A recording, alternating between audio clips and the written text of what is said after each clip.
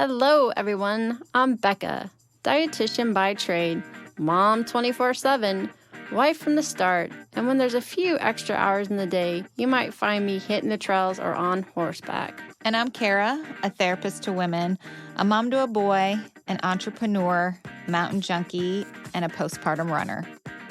And this is Fit for a Queen, a podcast that's devoted to the female athlete wanting to balance the teeter-totter of all the things we desire out of life as women: performance, health, intellect, and taking time for self, even if we only get 1 minute out of the day.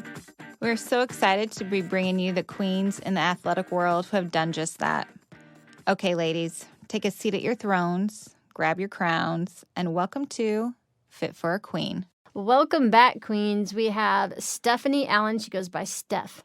Has been practicing physical therapist since 2014. Has been at Boston. I know they hate when you do that. Physical therapy and wellness for the past 4 years. She specializes in and absolutely loves ACL rehab in all its shapes and forms, and has recently started her own virtual coaching business, ACLResolve, specifically for individuals who are navigating this injury. Steph is also the co-founder of CALU, a mentorship and continuing education platform for students and new graduates with the musculoskeletal rehab realm. Steph is passionate about continued learning and demanding a higher standard of care in the musculoskeletal rehab industry. All right, I'm going to let her take it from here because those were two hard words and I nailed it. Musculoskeletal. Good for you. Well, welcome, Stephanie. Thanks for being on with us. I appreciate it. And don't worry, we've stopped debating how to say CALU. I say CALU, but our audience mixes, so we take all forms. Great. Thank you. Thank you for being inclusive. Steph, tell us what drew you into physical therapy in the first place. Yeah, it's funny because most of my life that I can remember, like being asked, hey, what do you want to be when you grow up? We're asked that from probably too young an age. But I always wanted to be some sort of doctor, except for a little period of time where I wanted to go to culinary school. I don't know what was going on there. And for a long time, I wanted to be a vet. For a little while, I wanted to be an obstetrician. And then I wanted to be a heart surgeon. So in some way, shape, or form, I always probably wanted to do something clinical. But then it's not a crazy story how it got confirmed because I did actually tear my ACL in high school. Mm-hmm. And when I was going through the rehab process, I just, not that I loved it because it's hard for ACL rehab, but it was something where I had applied to a couple of schools already for PT just as kind of an alternative because I had applied to pre-med for the rest. And when I was going through that, I really remember thinking to myself, I could see myself doing this definitely more than just a regular, either physician or surgeon or whatever, because I realized that we actually, if we play our cards right, we can spend time with patients, we can be active. I wouldn't be sitting at a desk or doing too much standing still during the day. So although it's not super dramatic and a lot of people that go into PT end up doing so after an injury themselves, that was my particular injury. So I love your tagline, especially being a member of the Unfortunate ACL Club, that you say, I help ACLers turn their heartbreak story into an epic success story. Mm-hmm. So tell us about this. Like, how do you help somebody navigate when they come in with that initial injury? They're looking at surgery. They're trying to get back. How do you turn that into the epic success? Yeah, I honestly think that this plays a little bit to my bias of that I think way more than what we give it credit for. The psychological part of this injury has a much bigger impact. Mm-hmm. And so where heartbreak even came into like the vocabulary of what I was trying to describe was that it really is like when I thought back to my injury and what I had heard from so many people is it's literally like you're grieving. It's like, honestly, some people it's you lose identity. Other people it's their plans get all screwed up because they wanted to play in college. Some people it's family related. And then there's a ton of stories, but it came back to me like that, at least for a little while, you're kind of heartbroken, you're kind of grieving. And that seems to be a pretty constant thing across most people who have this injury because the process is so long afterwards. Mm-hmm. So that's how I even kind of got to that part. And then I would say, as far as turning it into a success story, I landed more on that because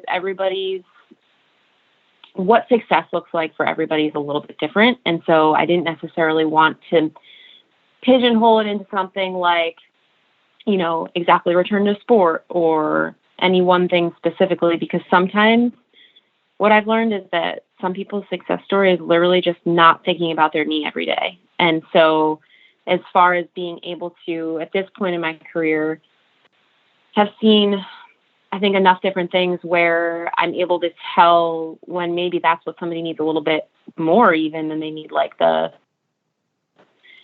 do the exercise and the programming all day. That's my bread and butter. But sometimes being able to understand when somebody might need a little bit of extra support or help figuring out, okay, why are you so fearful with this? Let's dig into that. Let's, things that generally aren't real setting, especially in PT. And so I feel like that's kind of the piece that I'm able to bring to the table for a lot of people that really do help them come to whatever success means for them. Well, it's almost like recovery coaching because I remember when I tore mine, my lead physical therapist was also a former collegiate basketball player. She had played at Drake. She had tore her ACL. So I was going to be a sophomore in high school and just remember being like, okay, I'm going to be okay. Like she had the same thing. She got to live out her dreams. And she would be like, today's going to hurt. Like, we're going to do some hard stuff, but this is why, and would explain it. And this is what we need to see from. And, if you do your therapy like you're supposed to. And so almost, not only was she the physical therapist, but then she was like my mentor, like somebody to look up to that I trusted, that knew what she was talking about.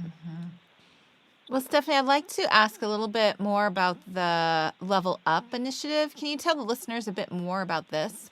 Yeah, so I know in the bio it mentions CALU. So Level Up was originally its own entity started by my fiance and I and our two co-founders, Frank and Cedric. And it was originally designed as a free mentorship for students and new grads in the clinical space and coaching space. So not just physical therapists, but we've had chiropractic students, massage therapists, strength coaches, occupational therapists. So it really did kind of, again, primarily PT, but that's originally how it started, with the big audacious goal of transforming the people that transform healthcare. Was kind of our original mission, and that still stands. We ended up in the last year merging with our colleagues at Clinical Athlete, so hence where CA and LEU come from. Yeah, so there's been some moving parts, and we're figuring that out. But some things are going through a little bit of change, but we just felt like we could make a bigger impact together. Now there's different things that we offer. We have a Facebook group where there's a lot of discussions that go on, journal clubs, student calls.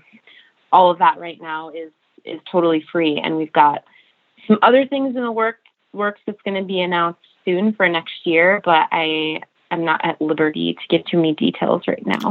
We'll have you on for the next interview on I like on the secrets. So I might get in trouble. I know on social media you're really vocal about a lot of like the myths that are out there. Can you kind of dispel some of the top myths that when it comes to ACL tears and rehab and recovery long term? Oh yeah. Well, how much time do we have? We'll give you the floor. But yeah, I think the biggest for me are probably initial timelines.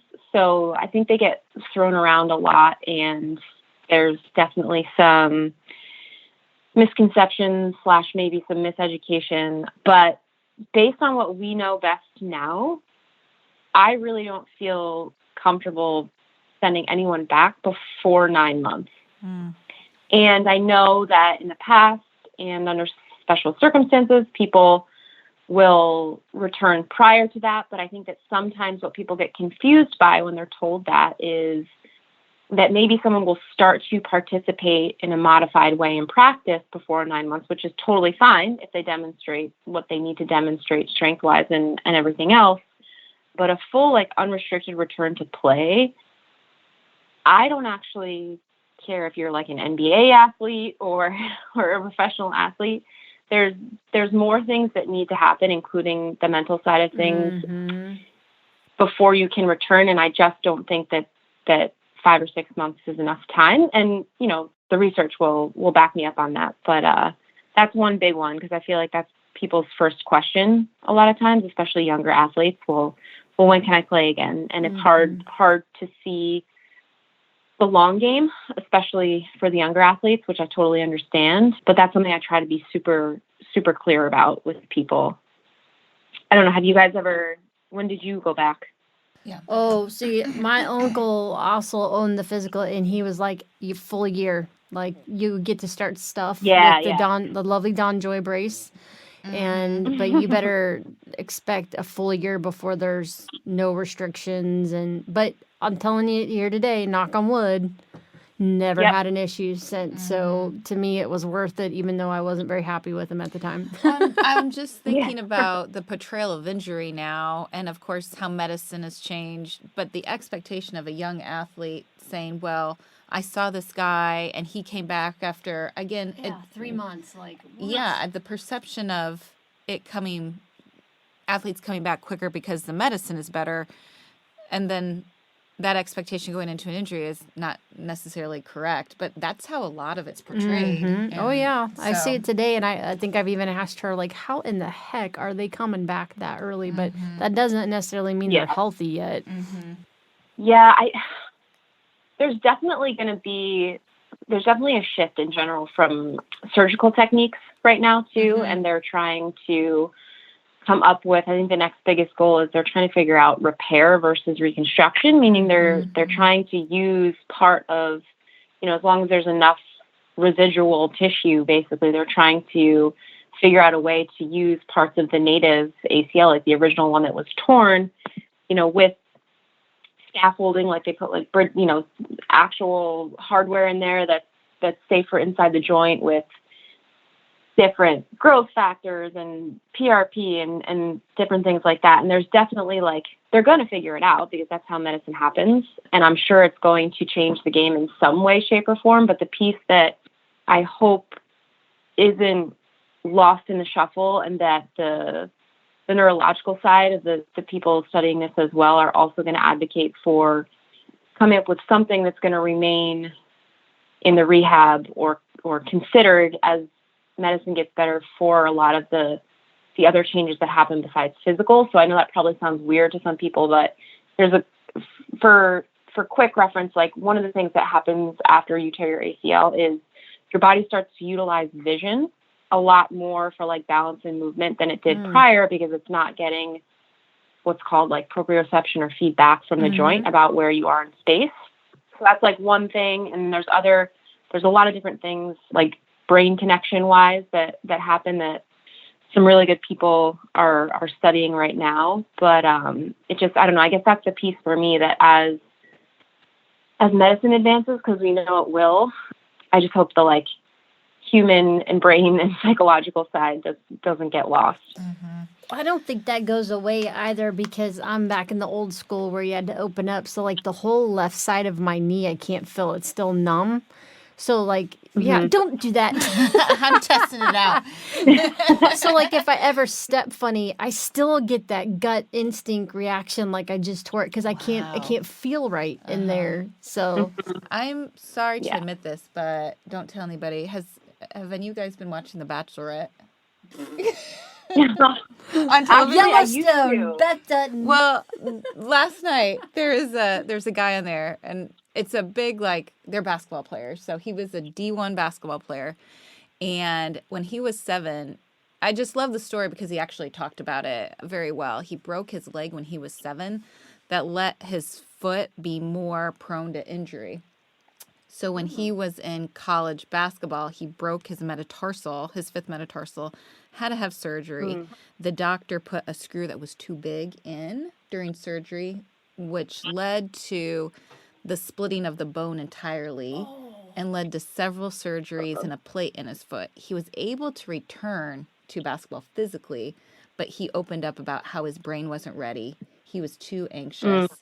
He ended up leaving the sport because of that, but then also struggled with the anxiety, depression, and suicidal thoughts after leaving the injury, which says so much of like, okay, the rehab important, but the mental health. Anyway, I loved it because it was an athlete on entertainment talking about suicidal thoughts, anxiety, identity, and just really being like, I was not in the headspace to go back after all of that to perform at a Division I level.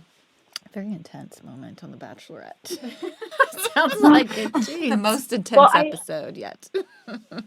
I love that it's coming from a strong male figure too, because it's not as, I think sometimes that, you know, unfortunately the way society is, I think sometimes that's listened to a little bit more. So that's great. Well, Steph, you sure are doing really, really important work. We love it. And we'll be sure to link to your social media. Really good resource. Yeah. In between all this, ACLR club support, how do you live out the special thing that's coming up? That we can't talk about I know. I'm going to have to pester after this. Like, can't you tell me? Come on. I won't tell anybody. Be here on this podcast. Just kidding. Oh, yeah, we could do your grand announcement. Just kidding. All right. Kara and I are obviously having trouble staying focused. So how do you balance performance, health, intellect, and time for self? And we should add for her planning a wedding. Oh, wow. Yeah. She said fiance. Yeah, that's right. Oh man.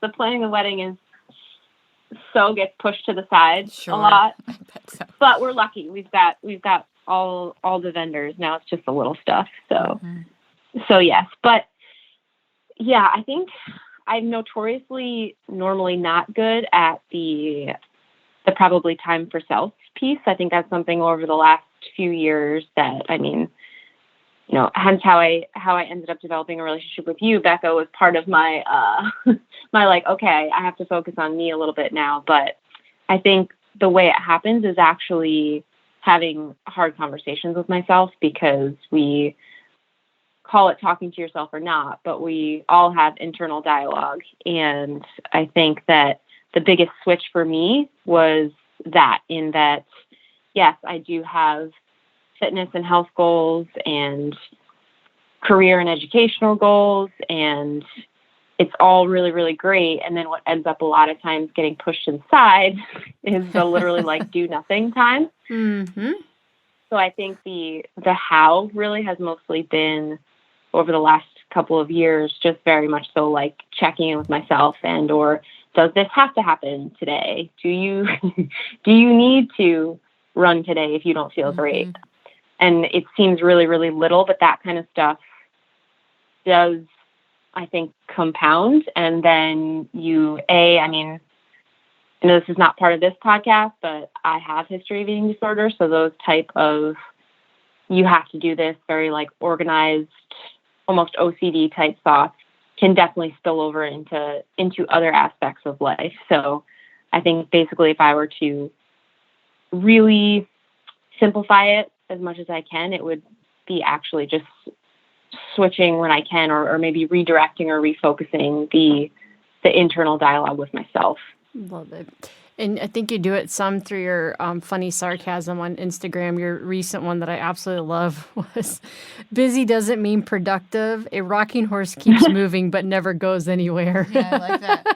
That's really somehow good. At times I feel like, oh, wait a minute, I have not done anything. Just move along.